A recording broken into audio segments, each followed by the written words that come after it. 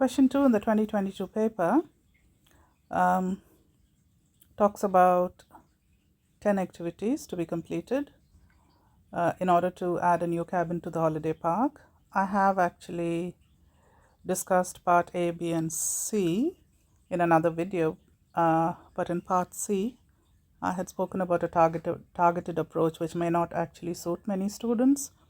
So what I'm going to do today is give you a more structured approach to get this answer.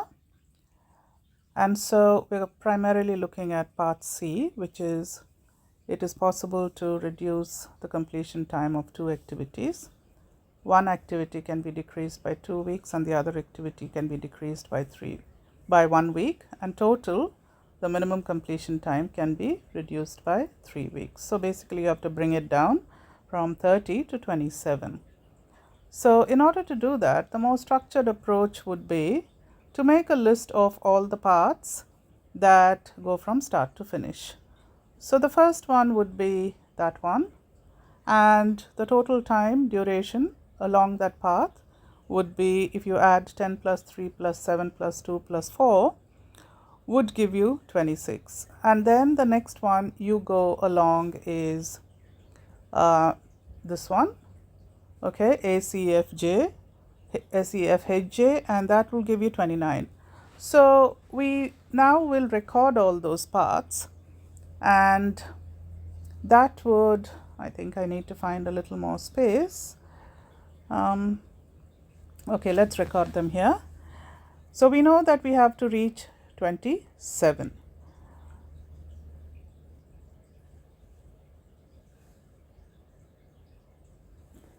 So the paths that I'm going to record are A, B, E, G, J, and I'm also going to record the original duration, and that we discussed is 26.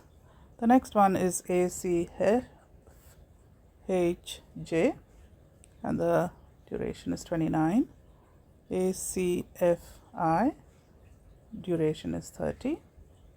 ADHJ, the duration is 29, and ADI, the duration being 30. So clearly, when we discussed the critical path duration at that time, we found it was 30 weeks. So if we look at all these paths, especially the ones which we have to reduce down to 27, that's that one and that one, we can see that the path that's common between them, which actually occurs across all 5 paths, so the impact of reducing that particular activity will definitely impact every single path, is A. And so we start by reducing A. Let's start, I'll do it one at a time because that will avoid mistakes. And so 26 take away 1 is 25, and that's 28, that's 29, 28, and 29. Now we know that one of these activities can be decreased by 2 weeks, okay? So that's that one.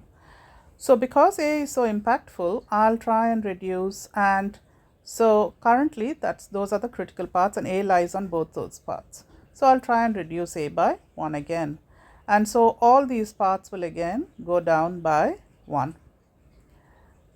And we can see that some of the paths have decreased down to 27, but it's these that we are interested in because those were the original critical paths.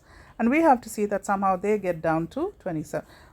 We've satisfied the condition one of those activities is decreased by 2, so we won't touch A again. So let us see if there's any other activity in common between these two paths. The only one that I can see is, so we finished with A. The only one I can see is common is I. So now let's reduce I by 1, and because I lies only on those two paths, every other path remains the same, but 28 reduces to 27, and now we can see that the original critical paths have been reduced to 27, which is what we wanted.